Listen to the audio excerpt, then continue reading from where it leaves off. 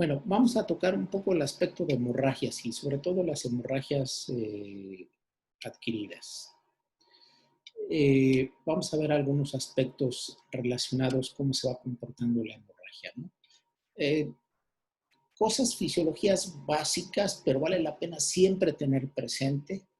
eh, la hemostasia en su sistema dinámico. Es un sistema donde intervienen eh, células, por supuesto, la célula endotelial, participa el monocito.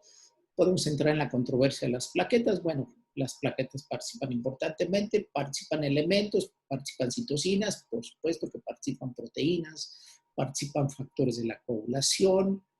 En la hemostasia primaria también participan proteínas muy importantes, simplemente fibronectina, factor de von Willebrand, un factor muy relevante, importante en hemostasia, pero también en enfermedad participan. Entonces, la hemostasia es un sistema dinámico que hace que la sangre se mantenga en estado líquido. Es decir, no tenemos hemorragia, no tenemos trombosis, porque nuestro sistema de la hemostasia nos protege contra la hemorragia, pero también, por otro lado, logra un equilibrio para que la sangre se mantenga en estado líquido y pues al final conlleve toda la fisiología que tiene la sangre, ¿no? Todo lo que está compuesto dentro del sistema hematopoyético. Pero bueno, la hemostasia parece muy sencillo mantener todo este proceso dentro de los vasos sanguíneos y para esto pues intervienen factores de hemostasia, que es la que inicia, o la hemostasia 1 y hemostasia 2, si le queremos llamar así, o la que primero sucede y luego le secunda. Entonces, pues por eso se ha dado por definir hemostasia primaria, la primera que pasa, y secundaria, la segunda que pasa, ¿no? Aunque eso puede dar la idea de que son sistemas separados, es muy importante entender que en realidad es un sistema en conjunto dinámico de activación. No quiere decir que hasta que se formó el tapón plaquetario se lleva a cabo la activación de la coagulación, sino es un proceso dinámico. O solamente se empieza a formar, por ejemplo, antitrombina hasta que hay una señalización. Si hay una señalización, pero en automático se está generando porque todo el proceso se va generando de manera simultánea. Entonces, eso es a lo que quiero llegar y informarles que, bueno, pues es un sistema simultáneo. Lo primero, pues es lo primero que sucede, pero sin lo secundario no se hace muy sólido y firme este famoso tapón o trombo o coágulo que imposibilita la extravasación de sangre. Entonces, todo el sistema de la hemostasia, la coagulación, que es la sinónimo de la hemostasia secundaria, pues interacciona, por supuesto, factores de coagulación, participa la formación de fibrina y finalmente esto va a hacer que se detenga una hemorragia potencialmente, ¿no? En un equilibrio. Esta imagen a mí me gusta mucho porque es muy didáctica, porque, bueno, pues es tomado en una video en tiempo real, donde, pues, en teoría eso es lo que sucede y eso es lo que nosotros desearíamos que, pues, todos los individuos tuvieran así un sistema vascular funcional, donde nuestro sistema vascular se mantuviera íntegro, donde la célula endotelial no sufriera daño y que siempre estuviera llevando a cabo los procesos fisiológicos naturales. Y el sistema de la hemostasia mantuviera la sangre dentro de este sistema vascular, ¿no?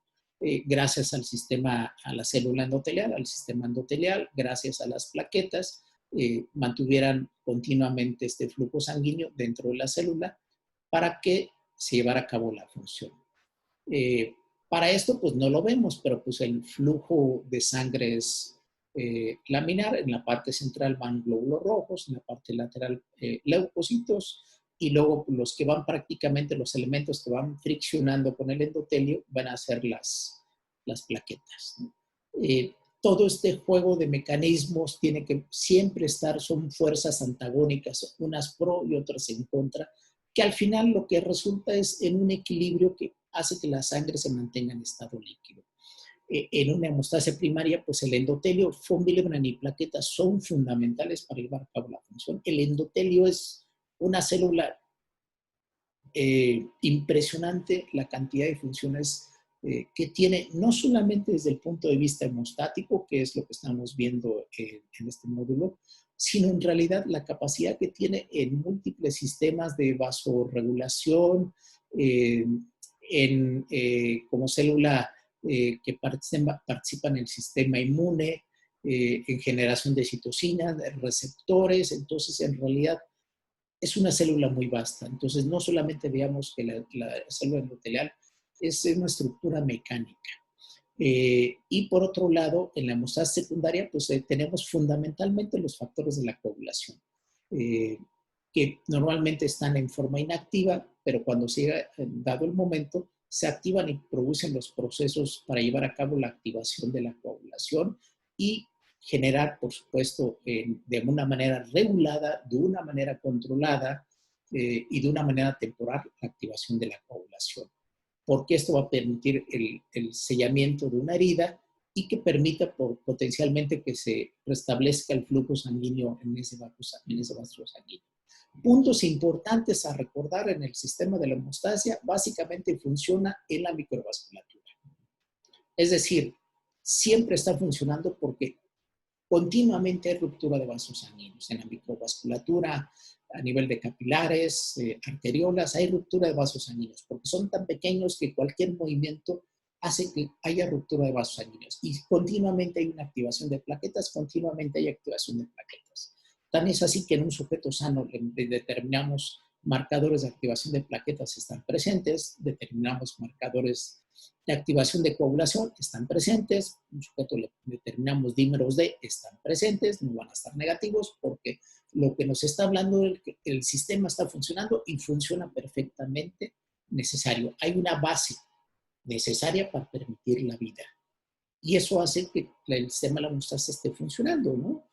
Si yo me golpeo, no pasa absolutamente nada. Si es muy intenso el trauma, pues podrá salirme desde una pequeña equimosis, un moretón, hasta pues, un hematoma puede suceder, ¿verdad? Depende de la magnitud y también la fragilidad, por otro lado, que estén funcionando mis vasos sanguíneos. Pero es muy diferente para alguien que ya tiene un daño, por ejemplo, alguien que se traumatiza y que tiene un descenso en la cuenta de plaquetas, o que tiene un defecto en la función de plaquetas, o que tiene un daño en el endotelio, pues va a generar una mayor hemorragia. O por otro lado, quien tenga un defecto en un factor de la coagulación, lo que normalmente para mí es un traumatismo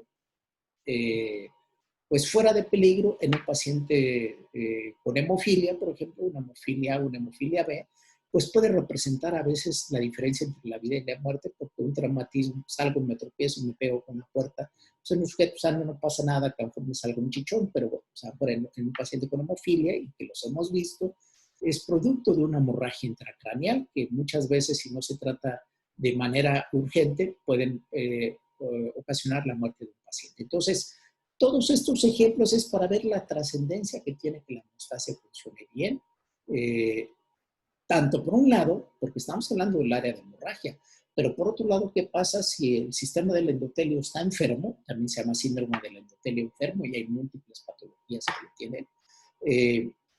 Hay un daño en el endotelio, no funciona, bueno, pues puede generar por un lado activación de plaquetas, y esta hiperactivación de las plaquetas puede estar generando que se pueda generar potencialmente un trombo. Puede ser muy pequeño, puede ser muy grande, que hasta que ocluya completamente el vaso sanguíneo y si genere secuelas. Va a depender el tamaño del vaso donde se encuentre para que genere este aspecto. Pero por otro lado, si yo puedo tener exceso de factores de coagulación, y siempre voy a estar regresando al ejemplo actual porque lo vemos y lo hemos visto y está publicado, el paciente con COVID. Pues el paciente con COVID tiene una hiperactivación de la coagulación por una hiperexpresión, entre otros factores, del factor tisular.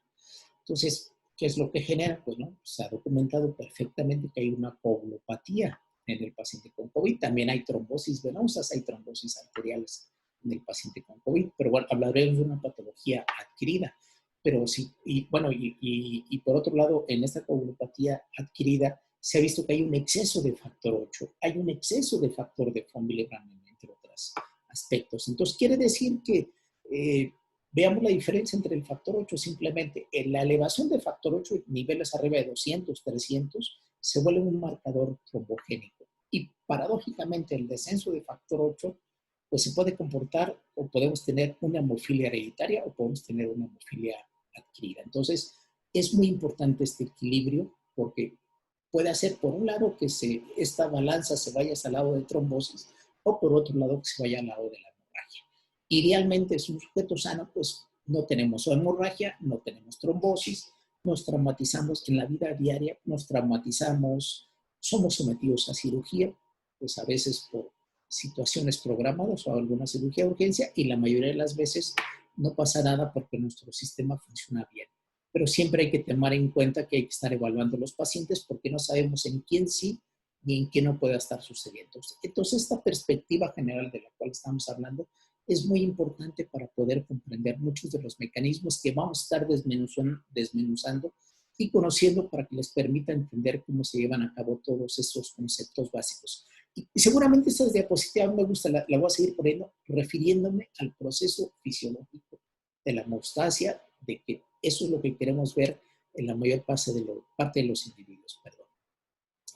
Lo que les había comentado, esta diapositiva ejemplifica muy bien que la hemostasia está dividida en dos procesos. La primaria, donde efectivamente funciona endotelio y plaquetas, von Willebrand como un marcador muy importante de unión endotelio-plaquetas de manera natural, aunque también participa en la unión entre plaquetas. Es muy importante para llevar a cabo este famoso tapón, que le llamamos un tapón plaquetario a través de mecanismos de agregación plaquetaria. Pero bueno, este tapón plaquetario que lo estamos visualizando en este dibujo en la parte central, necesita ser reforzado por una serie de mecanismos de la coagulación que hace el coágulo más firme y sólido, que hace que la sangre fluya y que imposibilite que esta extravasación de sangre pues pueda producir desde una pequeña hemorragia o hemorragia continua, como vamos a ver algunas imágenes, hasta la muerte de un paciente. Entonces, hemostasia primaria. Hemostasia secundaria, bueno, es un proceso que se activa en simultáneo, pero vamos, es el que más tardíamente interactúa.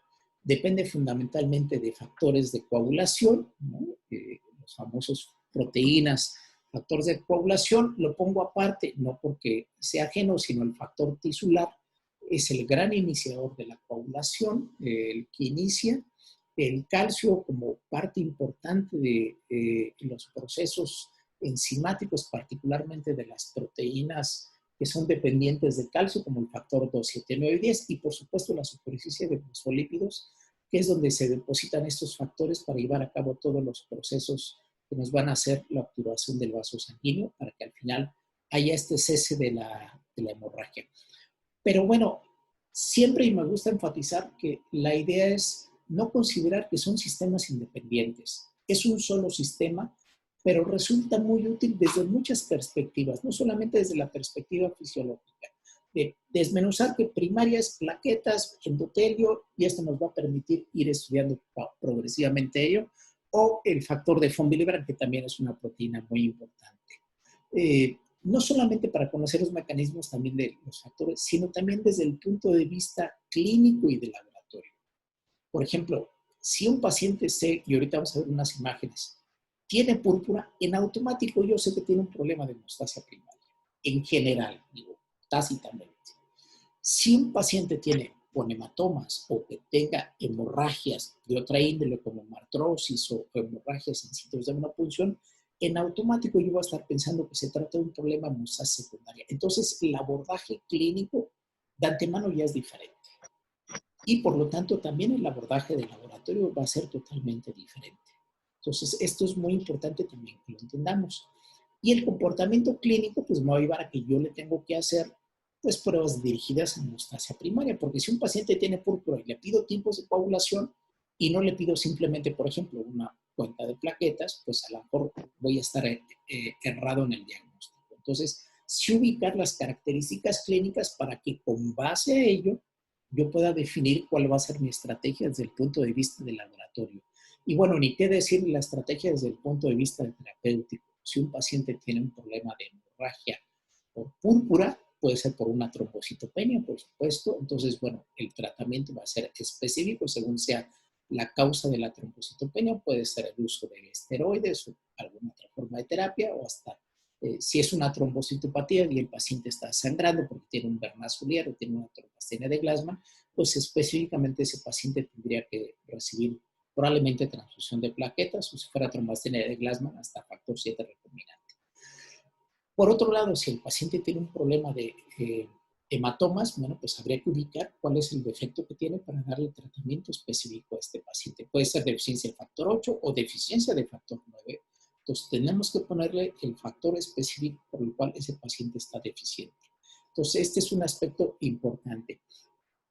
Con base a eso, yo voy a definir mis estrategias terapéuticas. Ahora, en el otro gran rubro o aspectos de tratamiento es el aspecto de pacientes con trombosis. Si un paciente tiene una trombosis arterial, por supuesto que si a ese paciente con trombosis arterial le tengo que dar primordialmente terapia antiagregante,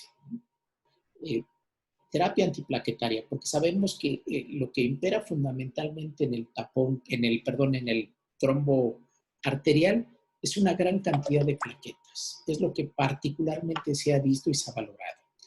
En términos generales, ¿no? Es la terapia antiagregante o antiplaquetaria. Y por otro lado, por ejemplo, si tengo un paciente con una trombosis venosa, pues evidentemente la terapia tiene que ser dirigida, si lo que está afectando son fundamentalmente por factores de la coagulación, yo le tengo que dar inmediatamente a ese paciente, le tengo que dar terapia anticoagulante.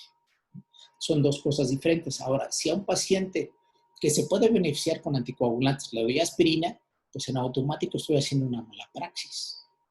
Yo he leído que la aspirina funciona, sí, en algunos casos específicos, pero en general, para una trombosis venosa, la recomendación es el uso de anticoagulantes y hay una serie de criterios. Igualmente, si un paciente tiene una trombosis arterial y le doy anticoagulación, pues seguramente voy a estar limitado en tratar de inhibir ese proceso que está generando la formación de un trombo que me está generando secuelas, como puede ser un trombo arterial. Hay diferencias específicas que hay que hacer, porque bueno, pues a veces se pueden estar implicando trombosis arterial y trombosis venosa. Ya cuando veamos el capítulo de trombosis vamos a ver que muchos mecanismos están imbricados. Lo que genera una trombosis arterial puede generar una trombosis venosa. ¿Esto qué quiere decir? Que un paciente que ha tenido un infarto agudo del miocardio, un ejemplo simplemente, tiene mayor predisposición a tener una trombosis, por ejemplo, a posteriori de una pierna, ¿no? Una trombosis venosa profunda, por ejemplo, ¿no? Porque se sabe que ese individuo que tuvo un infarto, ok, si bien es cierto, es porque en una coronaria, una arteria coronaria, pues tuvo una serie de mecanismos que influyeron, que se formó un tapón plaquetario, una hiperactivación de plaquetas. Sin embargo, esto dicho desde hace tiempo por los italianos, por el grupo italiano que empezaron a anunciar que se implicaban estos mecanismos, pues dice, si alguien tiene trombosis, quiere decir que en el ambiente, en el microambiente de la hemostasia, existe una hiperactivación o una hipercoagulabilidad. Entonces quiere decir que el que tiene una hemostasia primaria también puede tener una trombosis. Una trombosis arterial puede tener una trombosis venosa y viceversa. Alguien que tuvo una trombosis, por ejemplo, de miembros inferiores, tiene mayor predisposición a tener un infarto comparado con aquel sujeto que no ha tenido previamente una trombosis, particularmente una trombosis venosa. Esto habla de que los mecanismos que influyen para que uno haga un trombo arterial o un trombo venoso no necesariamente están así muy bien definidos los mecanismos para decir, no, este influye aquí, este ya. Porque, por ejemplo, una deficiencia, si bien la deficiencia de factor 5 Leiden que produce la resistencia a la proteína C activada, se sabe que particularmente genera fundamentalmente trombosis venosa, pero también puede predisponer, debido a los mecanismos, pues puede tener potencialmente asociado otros factores trombosis arterial. No necesariamente quiere decir que son privativos de solamente una trombosis. Entonces, quiere decir que hay que conocer entonces que hay mecanismos que influyen, que regulan la hemostasia primaria, ¿no? A las plaquetas, y hay mecanismos que regulan también a la hemostasia secundaria. Entonces, hay que ver dónde están afectados esos mecanismos, tanto de un lado para otro. Y por un lado es el cese de la hemorragia, pero por otro lado evita la trombosis. Entonces, la hemostasia no solamente es primaria y secundaria, es el sistema de regulación, pero también el sistema fibrinolítico que nos va a garantizar que este coágulo que se está formando sea únicamente a nivel celular, pero sea una coagulación localizada. Yo quiero que ese coágulo, si yo me corté en un dedo accidentalmente, pues la hemostasia sea en ese sitio y que no empiece en un dedo y que termine en el cerebro, por ejemplo, que a veces sucede en condiciones patológicas. Entonces, la coagulación en términos fisiológicos es una coagulación localizada. En condiciones patológicas es una coagulación diseminada y a veces generalizada en algún potencialmente, pero entonces eso hay que irlo tomando en cuenta. Entonces, paso a paso hay que ir determinando en automático, ya sistematizar mentalmente. A ver, ¿tiene púrpura? Problema hemostasia. ¿Tiene una trombosis? Fundamentalmente es hemostasia primaria, ¿no? Tuvo un infarto agudo al miocardio o lo que llaman un stroke, un infarto cerebral. Bueno, hay que estudiar plaquetas, anticoagulante lúpico que sabe que produce trombosis arteriales, por ejemplo. Entonces, ya uno tiene que ir viendo hacia dónde dirige el estudio de estos pacientes. Pero es ir sistematizando cuál es el comportamiento clínico y con base a eso, yo voy a pedir pruebas de laboratorio, ¿no? O sea, si de antemano tiene una trombosis, pido una trombolastografía. No es que esté mal, dices, pero bueno, primero yo le daría otros estudios antes de llegar a esa fase, que probablemente pueda llegar. Le hago una ergometría plaquetaria, puedo medir algún marcador de activación plaquetaria que puedo hacer a través de citometría de flujo, si las condiciones lo permiten. Entonces, a eso es lo que voy en la manera de sistematizar el conocimiento, si yo tengo la base fisiológica. Entonces, ¿cómo vamos a estudiar la hemostasia? Digo, no hablo ahorita del mecanismo particularmente, no hablo del mecanismo biológico. Hablo particularmente del mecanismo clínico, ¿no? Me llega un paciente, ¿cómo vamos a estudiar la hemostasia? Y esa es una pregunta. Inmediatamente dices, bueno, pues le pido pruebas de laboratorio. Pero, ojo, yo creo que antes de llegar al laboratorio tenemos que hacer un análisis de qué es el comportamiento clínico que tiene el paciente. Porque yo puedo mandar y tachar todos los renglones para que me hagan todas las pruebas, pero yo no tengo después cómo interpretarlas con base al comportamiento que tiene el paciente. Y esto es muy importante que lo hagamos. Entonces, ¿cómo lo vamos a estudiar? Pues evidentemente en esta valoración tiene que ser el abordaje clínico. Es importante la clínica. Pero dice, oiga, yo soy personal de laboratorio, a mí qué me importa la clínica si para eso está el médico. Pero no podemos tener ese pensamiento. Alguien que ve laboratorio, un buen químico, un buen tecnólogo, alguien biólogo, alguien que se dedica a la parte del laboratorio, tiene que saber clínica, porque si no, ¿cómo sabemos que lo que está trabajando puede ser correcto y hacer al final, que además de trabajar con calidad, poder interpretar las pruebas? Eso es lo más interesante de este aspecto. Y por otro lado, el médico, yo podría decir como médico, pues a mí no tengo interés en el laboratorio, a mí como que me informen los resultados es suficiente. Yo creo que es un pensamiento erróneo, porque yo necesito acercarme al laboratorio simplemente para ver un frotis, oye, ¿qué fue lo que viste? Que no me checa la clínica con lo que tú ves. Y a lo mejor lo que ven en el laboratorio es cierto y simplemente no correlaciona porque el paciente tiene un comportamiento muy errático que pueden hacer, ¿no? Entonces, a veces eso es lo que no corresponde, ¿no? Dice, oye, mi paciente no parece tener una púrpura trombocitopénica trombótica porque no tiene la famosa péntada, que no tiene fiebre, no tiene daño renal, no tiene daño hepático, no tiene esto, no tiene esto. Ah, pero fíjate que el laboratorio te está reportando esquistocitos. Entonces, ojo, es una alerta. Entonces, quien visualiza una frotis y ve trombocitopenia y ve esquistocitos, pues dicen, no, aquí no hay de otra más que, o puede ser una coagulación intravascular diseminada, por supuesto, o puede tratarse de una púrpura trombocitopénica trombótica. Entonces, aquí el abordaje clínico es muy importante que lo hagamos. Entonces, algo trascendente. El médico, los clínicos nos tenemos que meter al laboratorio. Sí, la clínica es importante, canalizar e intubar al paciente, por supuesto, nadie niega la trascendencia de esto. Pero igualmente es importante meterse nosotros como clínicos al laboratorio, ¿no? Por ejemplo, como hematólogos, pues meternos a la parte de simplemente de la biometría hemática, hacer el análisis de la biometría hemática, de los tiempos de coagulación, revisar los frotis, y citometría, cuando menos, a lo mejor yo no lo hago, pero a lo mejor técnicamente yo no tengo esa capacidad que puede tener un químico que tiene el expertise, pero sí me puedo meter a saber qué es lo que hace, cómo lo hace para saber el fundamento. Entonces, sí quiero enfatizar ese aspecto porque no podemos estar divorciados. Entonces, y eso es algo que tenemos que ir continuamente modificando la actitud. ¿Y cómo se rompe desde mi perspectiva? Que el médico vaya al laboratorio es algo que tenemos que hacer, fomentar, ir en algún momento que se pueda para acercarnos al laboratorio. Y por otro lado, es muy importante que el personal del laboratorio vea pacientes. O sea, que vea que no solamente vea tubos, porque ve tubo, pero identifica en automático, es el paciente fundamental. Entonces, a veces, por ejemplo, cuando únicamente están acostumbrados a ver tubos, yo siento que a veces se pierde esa noción de la clínica. Entonces, creo que eso es muy útil. También, por otro lado, conocer los antecedentes familiares del paciente. ¿Tiene o no antecedentes familiares, no? En el caso de hemofilia, bueno, eh, hay un patrón de comportamiento específico. Sabemos que en esta perspectiva, pues el paciente con hemofilia puede tener hermanos con hemofilia, tíos maternos con hemofilia o primos, hijo de hermanas de su mamá con hemofilia. Entonces tiene un patrón de comportamiento. Ahora, si ese patrón es diferente, si por ejemplo a mí me dice, oye, no, es que yo tengo una hermana que sangra igual que yo.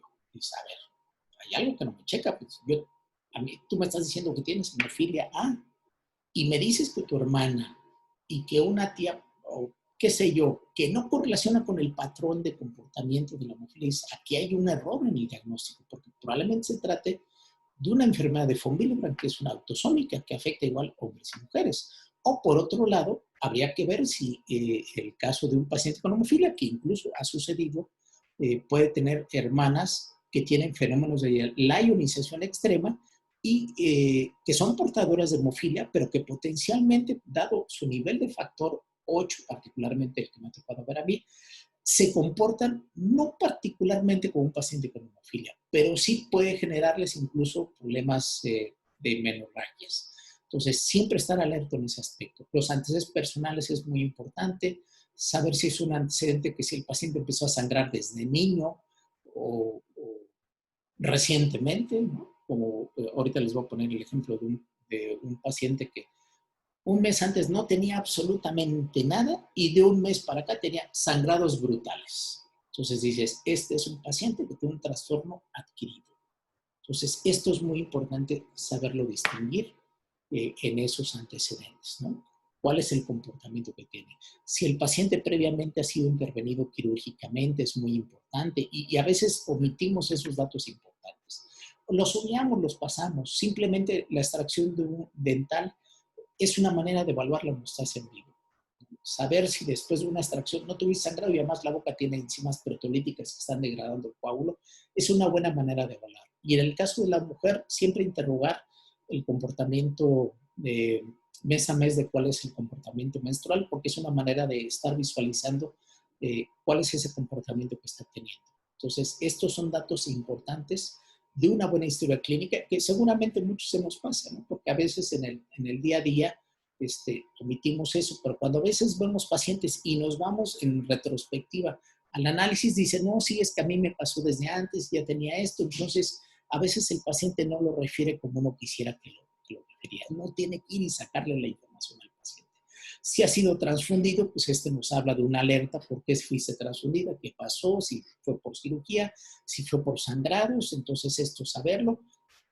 Si el paciente está con tratamiento. Esto es algo que sucede, por ejemplo, mucho en el adulto mayor o el paciente que tiene particularmente polifarmacia.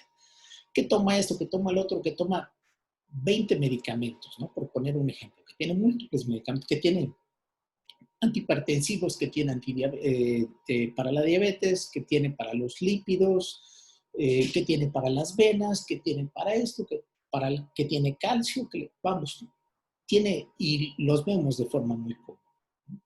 Y a veces no nos percatamos que dentro de esa gama de medicamentos al paciente le están dando antiagregantes o le están dando anticoagulantes, ¿no? En algún momento, pues el cardiólogo, el internista, valoró que era paciente que a lo mejor había tenido una trombosis y requiere terapia anticoagulante. Pero el paciente no lo identifica así. Entonces, y a lo mejor el motivo por el cual viene es hemorragia. Y yo estoy estudiando todo un perfil de hemorragia cuando lo que sucede es que a lo mejor el paciente está tratado y nos ha sucedido ya previamente. Cuando dice, ¿qué medicamentos? A ver, ¿trae su bolsa de medicamentos? Sí, los traigo. Bueno, cuando trae todo y uno identifica inmediatamente que está tomando medicamentos que es el motivo por el cual viene a la consulta. Entonces es importante. Ya de una vez que hicimos todo este análisis, pues evidentemente las pruebas de laboratorio son muy importantes, pero también solicitarlas de manera juiciosa, ¿no? Las pruebas de escrutinio, bueno, pues si se puede hacer desde las pruebas de escrutinio es que abarcan desde pruebas de hemostasia primaria y hemostasia secundaria. Bueno, ¿cuál una prueba de hemostasia primaria? Bueno, simplemente la cifra de plaquetas, ¿no? Saber qué plaquetas tiene el paciente para saber por qué tiene púrpura, o simplemente saber plaquetas normales. O por otro lado, el paciente tiene trombocitosis y pues el paciente tiene 1.000.000 de plaquetas. O tiene 800.000 plaquetas, pero resulta que además tiene una anemia por deficiencia en hierro. Bueno, ya puedes ubicar, o que tiene un proceso inflamatorio, ¿no? Entonces, es muy importante las pruebas de escrutinio. Y si fuera el caso, aunque cada vez están más en desuso, mientras no tengamos otros equipos, bueno, pues el tiempo de sangrado sigue siendo de utilidad, el tiempo de hemorragia. Pedir, eso nos puede sacar de muchas dudas, más las pruebas de coagulación, eso es lo que llamamos las pruebas de pantalla. Y ya, si yo tengo ya un poco de expertise o en automático o un buen químico o un personal de laboratorio con experiencia, pues tú le pides las pruebas de coagulación y le sale un TP prolongado y el médico le pone buenos datos clínicos donde le dice, pues sospecha de, qué sé yo, deficiencia de un factor. Y le sale un TP prolongado y los restos normales, pues a lo mejor un buen químico con criterio le dosifica factor 7, ¿no? Por ejemplo, hipotéticamente. Y así sucesivamente, eso es tener esa visión, pero con base a una fundamentación previa. Entonces, esto nos va a ayudar mucho. Entonces, nuevamente lo voy a enfatizar. Aquí dos rubros, las pruebas básicas de laboratorio, más las pruebas de laboratorio que nos va a permitir este famoso screening, que nos va a permitir el diagnóstico de los pacientes, ¿no? Entonces, es muy importante, por lo tanto, además de los antecedentes, preguntar cuál es el comportamiento clínico. Si es púrpura, ¿qué tipo de púrpura? ¿Es seca? Cuando le llamamos, cuando es solamente en piel, es un término muy, muy clínico, ¿no? Y si es por mucosas, pues llamamos que es una púrpura húmeda, sangrado transvaginal o alguna otra vía. Pues esto nos está hablando de mayor intensidad de la hemorragia, ¿no? A lo mejor simplemente con yo revisarle la cavidad oral a un paciente y ver que tiene flictenas hemorrágicas en cavidad oral, en automático yo sé que el paciente tiene menos de 10.000 plaquetas o que está sangrando por mucosas, ¿no? Claro, lo correlaciono no con el laboratorio, pero ya sé que la magnitud implica que a ese nivel de plaquetas puede llegar el paciente. O si tiene hematomas, si tiene hemartrosis, si tiene hemorragia sin capa, en sitios de menor producción, transvaginal, todo esto, la de inicio, y bueno, son algunos puntos que hemos enfatizado, ¿no? Esta imagen la pongo porque es importante enfatizar que si yo no me acerco a ver al paciente, claro, ahorita con el término de COVID, bueno, pues uno tiene que mantener cierta distancia. Si yo me voy a acercar a visualizar a una paciente, lo recomendable es que a través de una careta. Pero bueno, en aquella época que era antes pre-COVID, pues nos acercamos y visualizamos este patrón hemorrágico que es del libro, porque yo he tomado fotos y a veces no se ve como las del libro, donde se ven estas lesiones que pueden verse zonas de, pues le llamamos como puntos rubíes, neoformaciones vasculares, que esta es una paciente que tiene marcadamente una telangiectasia hemorrágica hereditaria, que no la voy a diagnosticar aunque el paciente llegue por hemorragia de tubo digestivo o hemorragia, por otro lado, epistaxis, está sangrando por nariz, pues porque tiene todo los vasos sanguíneos lesionados, ¿no? Todos los plexos sangrantes. Entonces, si no me acerco, no lo va a ver, que me muestre la lengua. Entonces, estas imágenes. Esta imagen se ve, bueno, sí impresiona, pero es una imagen real a lo que quiero llegar, ¿no? Esta es una paciente que inicialmente fue diagnosticada como una trombocitopenia inmune. ¿Por qué? Porque tenía sobre 40.000 plaquetas y lo que se le hace es una aspirada médula ósea. Entonces yo les preguntaría, para que lo reflexionen, ¿un paciente con 40.000 plaquetas hace esto? Porque aquí en hematología, y seguramente ustedes han visto, o lo han hecho seguramente, pues pacientes que llegan con 1000 plaquetas, 2000 plaquetas, les estamos haciendo aspirar médula ósea para tratar de determinar pues, cuál es el origen de esa trombocitopenia o de esa pancitopenia o qué sé yo, ¿no? Entonces, pacientes con leucemia llegan con 1000, 2000 y no nos hacen esta magnitud de hemorragia. Entonces, per se la propia cuenta de plaquetas no justifica esta hemorragia. ¿Ustedes qué pensarían? ¿Qué existe? O sea, si ven a esta paciente y les dicen, oiga, tenía 40,000 plaquetas. Dices, bueno, en primer lugar, un paciente con 40,000, incluso hipotéticamente lo hemos hecho, pero bueno, se puede operar y bueno, en términos finales tenemos una reserva de plaquetaria que hace que el paciente en términos finales la pase razonablemente bien. Quiere decir que 40,000 plaquetas, las plaquetas funcionan no para generar esto, pero si se fijan bien en esta imagen, no solamente es una zona de quimio, no es un moretón, pues, que podría decir, bueno, es un problema de hemostasia primaria. Si lo ven, las glándulas mamarias están aumentadas de tamaño. Incluso la paciente refería que las glándulas mamarias le crecían, ¿no? ¿Por qué? Porque de tener 14 gramos, viene una semana después, yo la veo en consulta, porque me la refieren porque tiene púrpura trombocitopénico, como se llamaba antes, pero dices, pues tiene un hematoma, y dices, bueno, pues si tiene trombocitopenia inmune, pues ¿cómo que hizo hematomas? Entonces no checan los sistemas biológicos que yo les estaba definiendo. Dices, no, esta paciente debe tener absolutamente otra cosa, no necesariamente la trombocitopenia. Bueno, para acabar pronto, esta paciente lo que tuvo es una cirrosis, una hepatopatía con defectos importantes en la síntesis de factores de coagulación, hiperesplenismo, es decir, crecimiento de vaso con la trombocitopenia. Y bueno, pues al final resultó que era una paciente que era portadora de una hepatitis y bueno, pues el motivo era la trombocitopenia de todo esto, ¿no? Entonces, esta fue una paciente que fue funcionada en hematología y por muy brusco que dices, ¿le hicieron el aspirado? Pues no, realmente no. Lo que sucede es que ya tenía un daño y si lo ven en otra toma, ¿hasta dónde abarcó el hematoma? No solamente en la gladera, prácticamente tórax, vean hasta abdomen, hasta dónde abarcó todo este hematoma que ven y la espalda. Entonces, prácticamente podemos decir que en ese sitio se le fueron 3 litros de sangre. Entonces, ojo en relación a eso. Entonces, por relación clínica, laboratorio, hay algo que no me checa, entonces quiere decir que hay otro sistema que puede estar afectado. Y así, ¿no? Estar viendo imágenes. ¿Qué tiene aquí? Ah, bueno, tiene una equimosis. Lo que hay que hacer es, incluso aquí se le ven algunas petequias, ¿no? Dice, ah, bueno, pues puede ser un problema de hemostasia primaria. Bueno, puede ser. Lo importante es que hay que palpar, digo, las fotografías es muy difícil porque hay que palpar la lesión para saber si es un hematoma o si realmente particularmente puede ser de otra índole.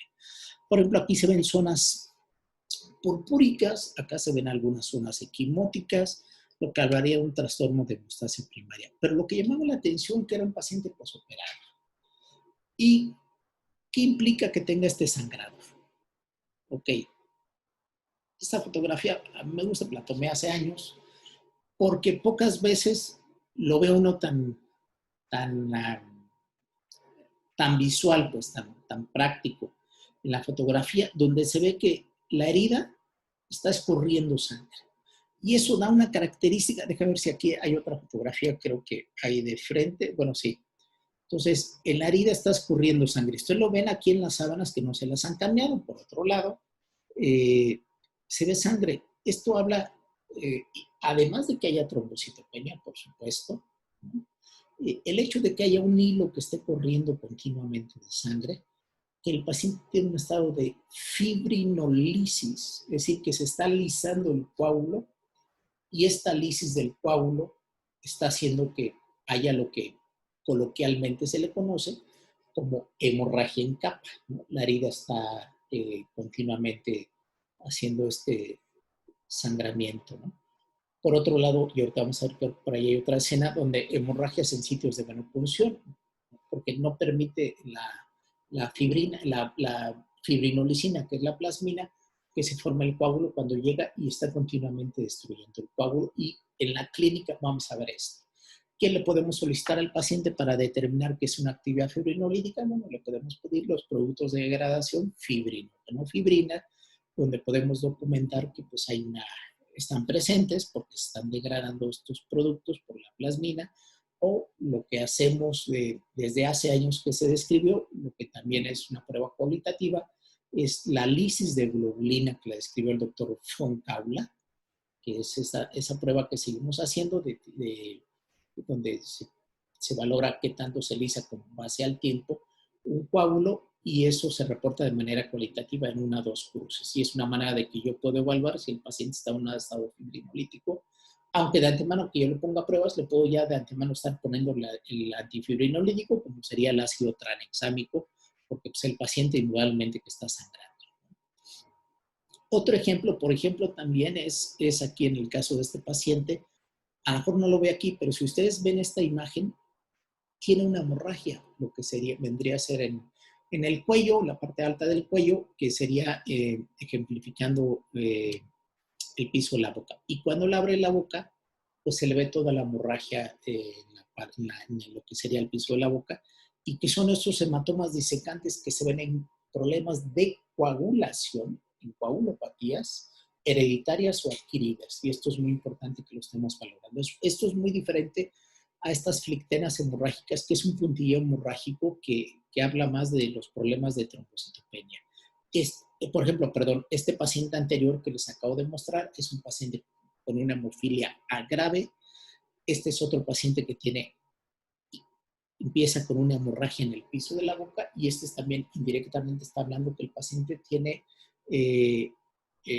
un problema de coagulación, y que en este aspecto es una coagulopatía, y nuevamente en este caso es un paciente que tuvo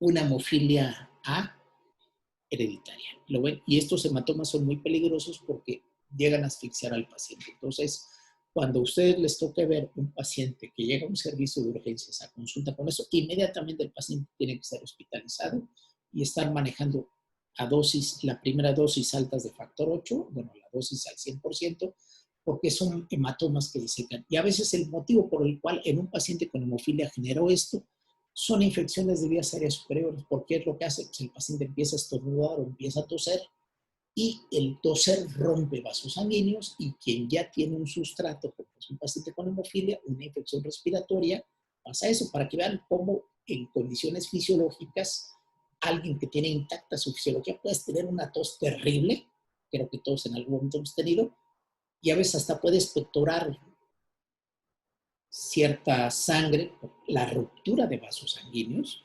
No quiero que sea normal, pero en ciertas circunstancias, cuando es tan severo, pues claro que siempre hay ruptura de vasos sanguíneos. Pero en un paciente con hemofilia, pues se evidencia más este patrón. Entonces, siempre en el paciente con hemofilia, te va a negar todo. Te va a decir, ¿qué le pasó? Nada, no estaba haciendo nada. De repente, no, claro que siempre hay un motivo, ¿no? Entonces, por ejemplo, es un paciente que tiene un hematoma, entonces en automático dice, el paciente tiene un problema en coagulación. Hay que estudiar en la coagulación qué problema es lo que tiene, ¿no? Este es un paciente, ¿no? Igualmente, ¿no? Digo, salvo que dicen, bueno, le pasó el autobús encima, te puedes explicar eso, ¿no? Pero es un paciente con hemofilia, y algo que es muy común en el paciente con hemofilia es que ¿qué hacen? Se pelean. O sea, el paciente con hemofilia siempre te va a decir, me asaltaron, me golpearon. El paciente con hemofilia no le tiene miedo a la muerte. Entonces, son pacientes particularmente, como toda su vida están acostumbrados, luchan contra la muerte, pues, desde la infancia han sobrevivido múltiples hospitalizaciones. Entonces, en realidad ellos, pues no visualizan eso. Simplemente, ahorita, bueno, el día de hoy dimos de alta un paciente con hemofilia, un paciente con hemofilia leve, eh, que llegó con un hematoma en ojo. Seguramente los residentes sabrán de qué paciente se trata, en nariz, fractura de los huesos propios de la nariz. ¿Y qué te pasó? Me asaltaron. Le digo, ¿pero por qué te golpearon? Es que no les quise dar mi celular o esto. Bueno, pues naturalmente todos pues, tendemos a...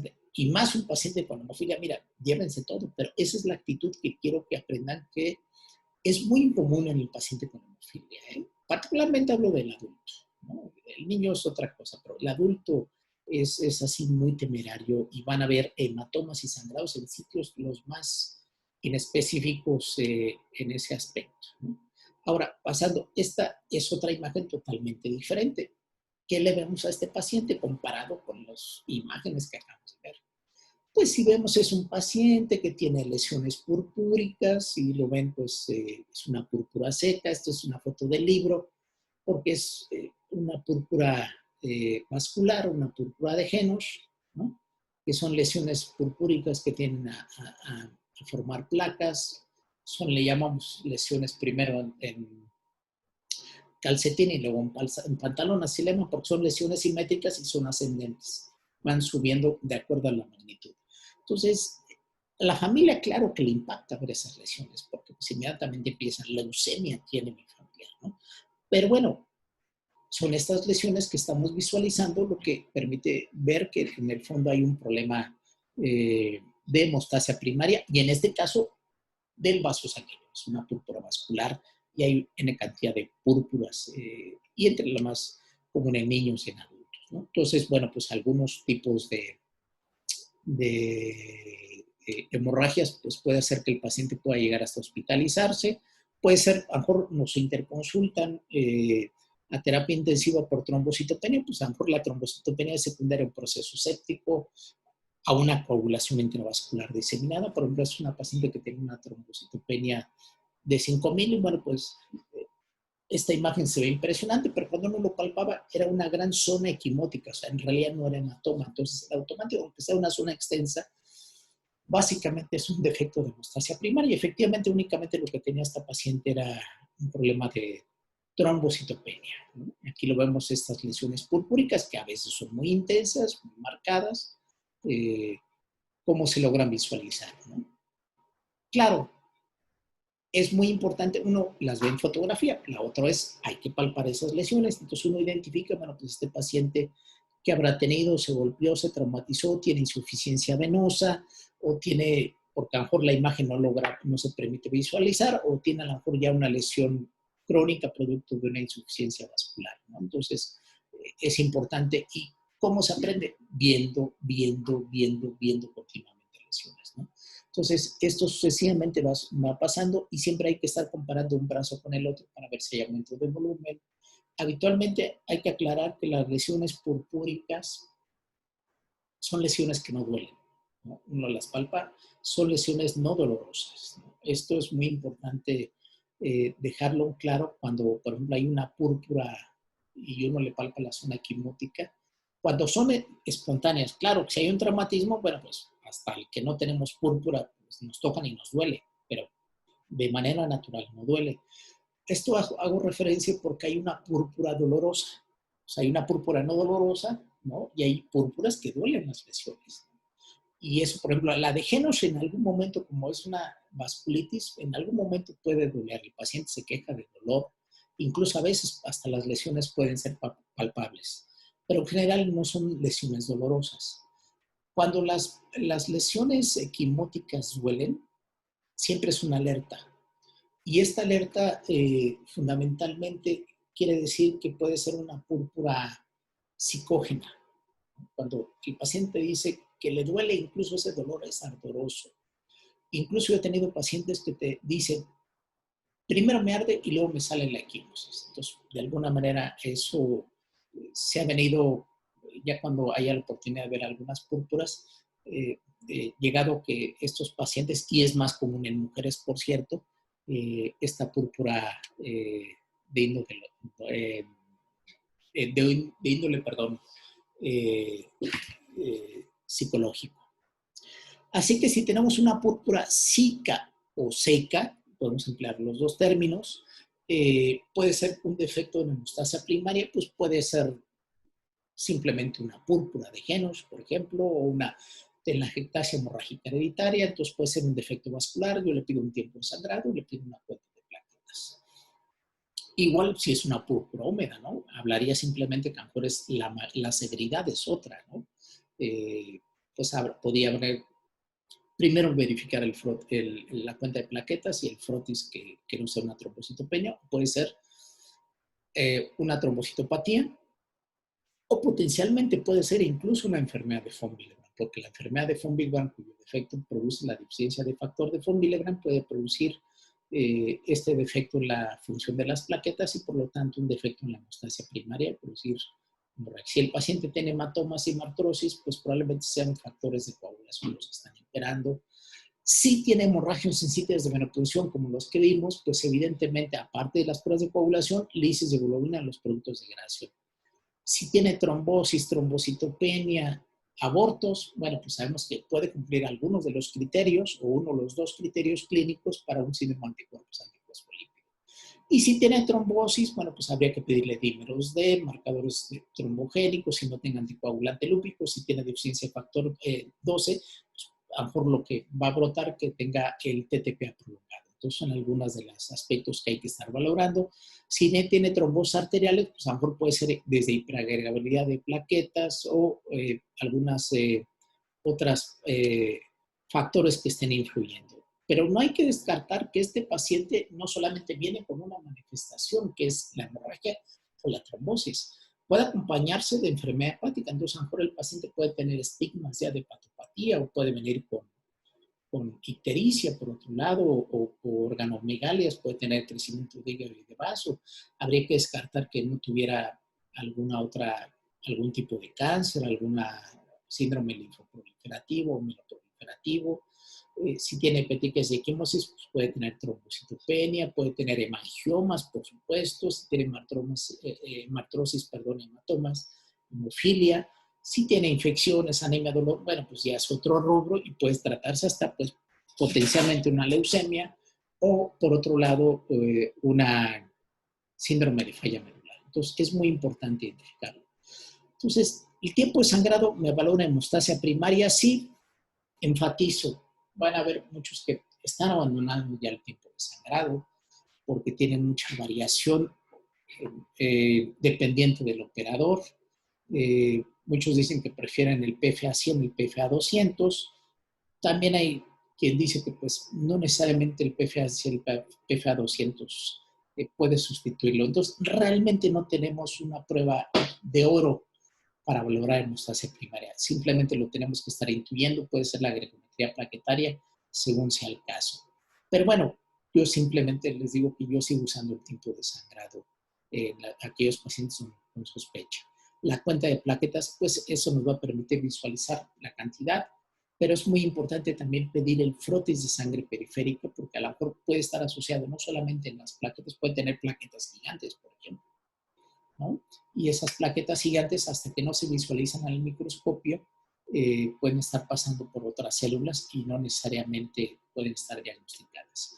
Y las pruebas de von Willebrand, pues la parte de la función para identificar si existe un déficit o del antígeno, pues para ver si es un tipo 1 o un tipo 2. La agregación plaquetaria puedo pedirla con los diferentes agonistas, me va a permitir evaluar la función de las plaquetas, los tiempos de coagulación, el TP evaluadora vía extrínseca, el TTP a vía intrínseca, ambos dos la vía común y TT pues me valora particularmente el fibrinógeno en cantidad y calidad, la lisis de globulina ya lo tomamos y los dímeros D que se está destruyendo en coágulo insoluble.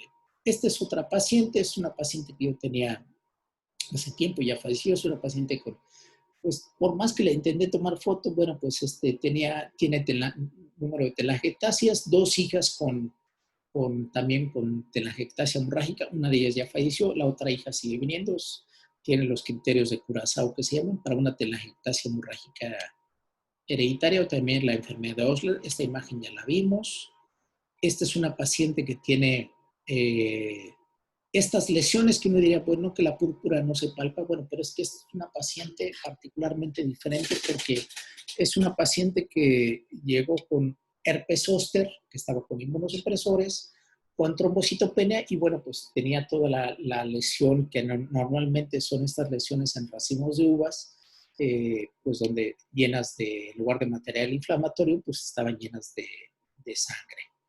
Y por otro lado, en el adulto mayor, lo que podemos visualizar, esta púrpura senil, y la diferencia que hacemos es que es una púrpura localizada. Es una púrpura que se da particularmente en el dorso de las manos y en el antebrazo. que inquieta mucho al familiar, por supuesto, pero es una púrpura generalizada. Vienen y a veces son lesiones muy marcadas. Y cuando uno dice, ¿tienen otros lados? ¿Ha sangrado en otro lado? Nada más es en las manos. Bueno, pues en automático es una púrpura senil que se va dando y eso lo puede uno estar diagnosticando. Esta es una paciente que tuve que tenía una Ehlers-Danlos, que es un defecto en el tejido conjuntivo, ¿no? Y otras pacientes que pueden llegar a tener otro tipo de púrpuras, ¿no? Que pueden estar siendo hiperpigmentarias por otro lado, ¿no? O algunas hay que descartar que no sean púrpuras vasculares o púrpuras senil, o estas lesiones que logra visualizar uno que se pueden confundir y que en realidad es un producto de un paciente que ya le quedó tatuada la pierna porque tuvo una trombosis, queda una especie como de color ocre, ¿no? Por la extravasación de hemosiderina, y cuando vieron eso, pues es un paciente que ya tiene un problema vascular importante porque seguramente ha tenido una o varias trombosis en esta extremidad. Entonces, las pruebas de escrutinio ya decíamos que las vamos a estar mencionando y nada más que me voy a pasar a las imágenes clínicas. Esta es una paciente con una hemofilia adquirida, con una hemorragia intensa en boca, ¿no? Y es una mujer y ven las hematomas. Entonces, a lo que refiero es que se puede presentar de forma hereditaria y también de forma adquirida estos pacientes. Entonces, me va a pasar básicamente a las imágenes. ¿Y qué es lo que se afecta? Aunque mañana lo vamos a ver, la coagulación, ¿no?